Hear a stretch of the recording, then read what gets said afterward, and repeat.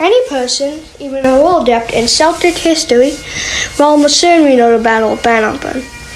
It was an important battle, if not the most important battle, freeing Scotland from English authority and granting it independence. But in fact, this is only the tip of the iceberg in the battle's true importance in Celtic history.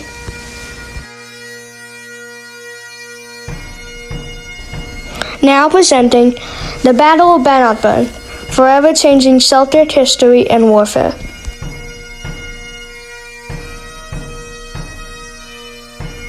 Stormy night in 1286, the King of Scotland sets out on a horseback to his manor and loving new life.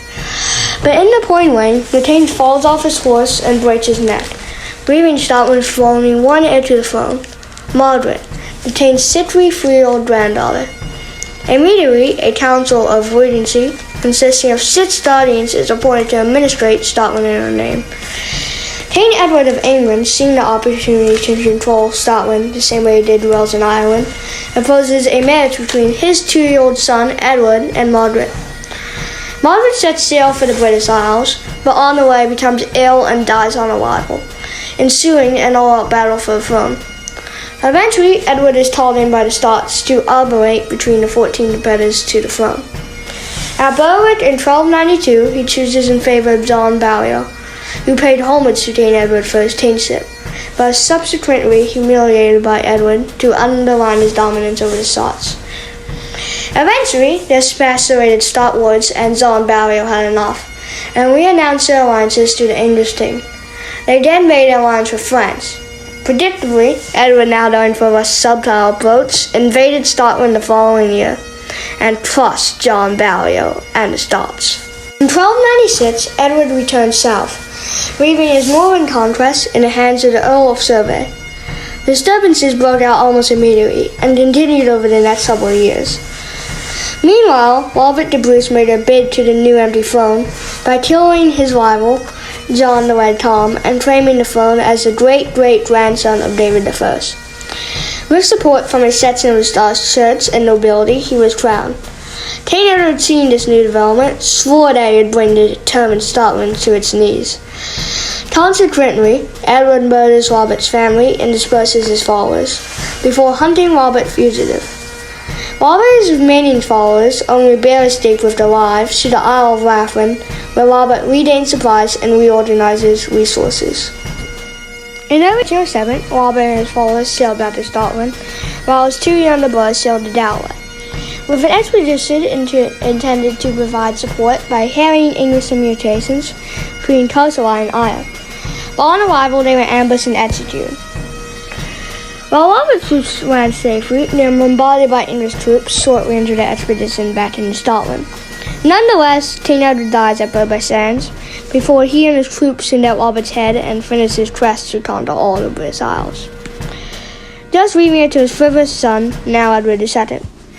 Edward II, though, was much too tied up with personal affairs to continue his father's northern conquest, allowing Robert the Bruce valuable time to deal with his father's opponents, before then turning his attention to driving the English out of his kingdom. Meanwhile, Edward II had patched up a temporary accommodation with his barons, and was now determined to deal with the Scots and continue on his father's quest. He invaded Scotland in 1309 and again in 1310, but accomplished very little as the Scots just melted back, avoiding battle and destroying anything of use in the lake, forcing the English to withdraw. After these 2 meaningless invasions, Edward ran out of cash to pay his troops and had to head back south, where he again was tied up in personal affairs, allowing Robert the Bruce even more valuable time to take back Scotland from the English through a series of supplies attacks and guerrilla warfare tactics, until there was only Stirling Castle and Bothwell Castle remaining in English control.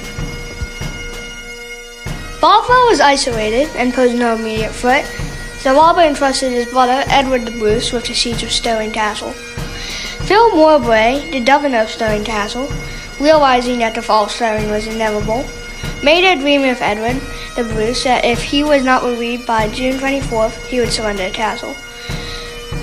This agreement was much to the disliking of Robert the Bruce, as it provoked Edward II, who had finally patched up relationships between his leading magnates back into action. Edward II allowed the Sacre on the deadline of the agreement due to the long time it took to gather all the troops and supplies together, which totaled 2,000 heavy cavalry, 250 light cavalry, and 450 infantry, which was more than twice the amount of the Scots, who totaled 7,500 infantry and 350 light cavalry. Robert the Bruce arranged his infantry into 4 divisions of Stiltons along the Falkirk Road, while Chief and his troops went out to scout for the English. Edward II stopped their arrival to decide when to take up quarters, but because of disorganization from lack of leadership, the vanguard, who were too far ahead to hear this delay, charged ahead to the Bannockburn stream. There they saw Chief and his troops retreating back into the woods on Falkirk Road, while a line of Scottish Stiltons halted their path. Meanwhile, on the English far right, the band of Clifford lost along the way, who cut off the Scottish line of retreat. Back in the Bannockburn stream, Henry, the nephew of Hereford, seeing that Robert the Bruce is among the line of Stiltons, lowers his helm and points his lance before charging towards him. Robert, seeing this, charges back towards Henry, uses his nimble horse to swerve out of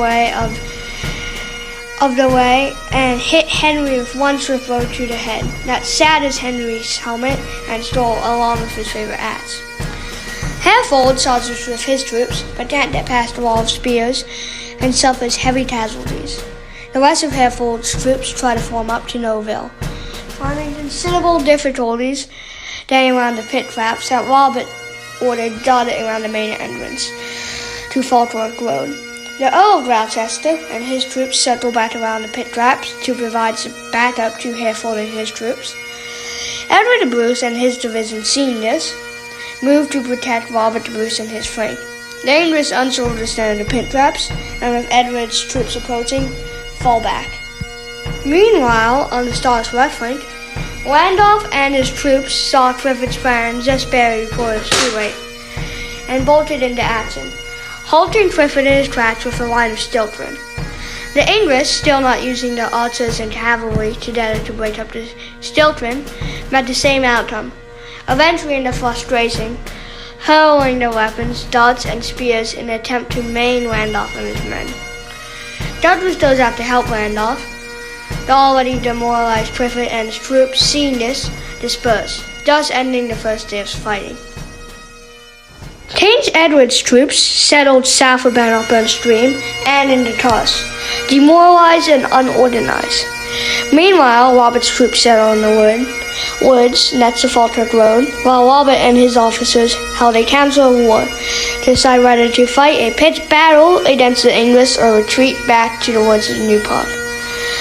As the talks went on, a Scottish knight in English service defected and swore loyalty to Robert the Bruce.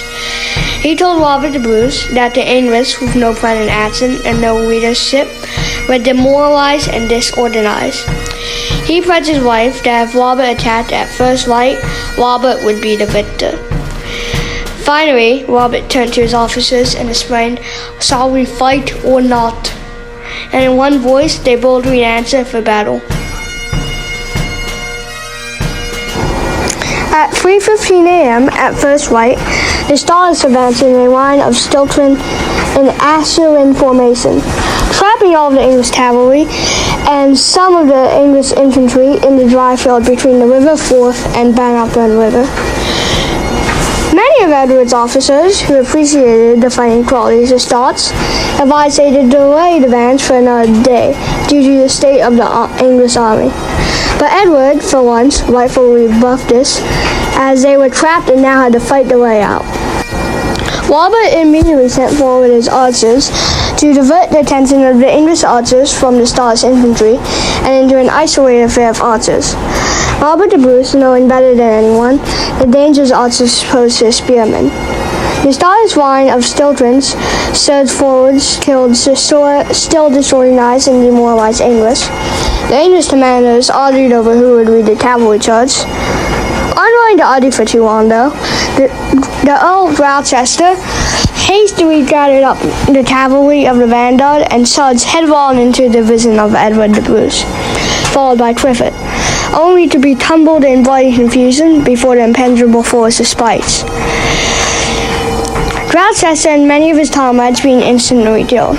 The two Stars divisions, advancing on Edward de Bruce's left, now came in contact with the rest of the English cavalry, who, because of their disorganization, were, quote, little more than a great mass of men bunched together in confusion, end quote.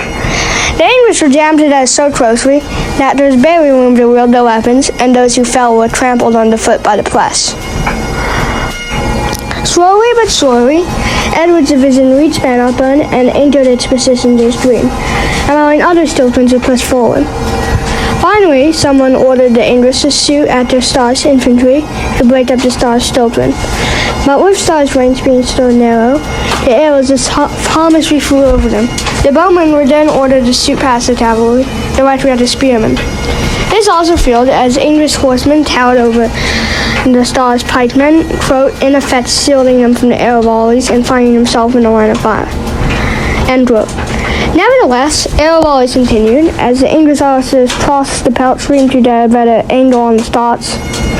Robert, seeing this, sent Keith and his troops to disperse them for a right cavalry charge.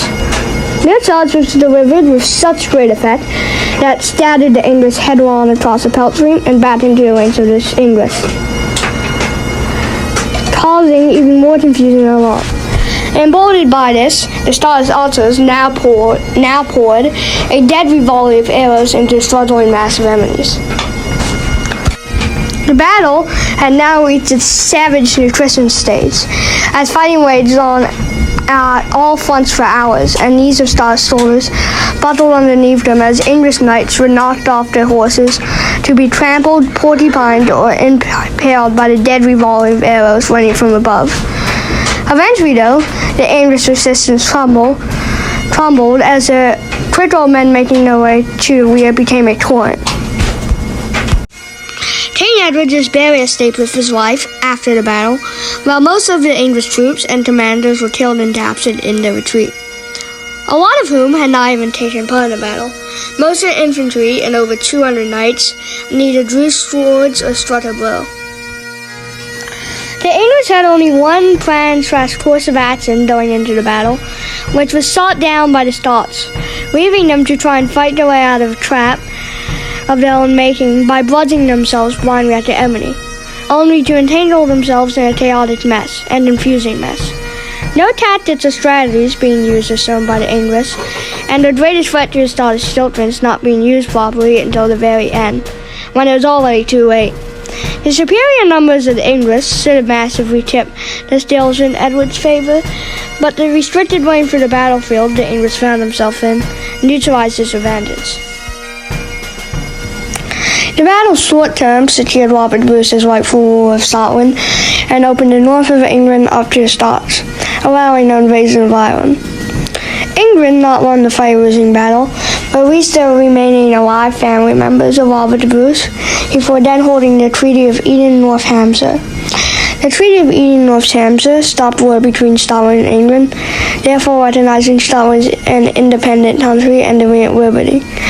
For 5 years. As soon, Edward II was disposed of and replaced by his 14-year-old son, Edward III, who reopened hostilities with the Scots the following year after Edward II's demise. After Robert Bruce dies, the Scots forget his way of fighting, leaving Scotland for the remaining of the Scots Wars of Independence to, quote, put their faith in the unsupported charge of stiltons and pikemen alone. The English who had won the hard way take upon the Scots way of fighting, and soon the Scots way of fighting becomes the English way of fighting. Over the rest of the Scots Wars of Independence, England dominates the Scots using the techniques and strategies of Robert de Bruce.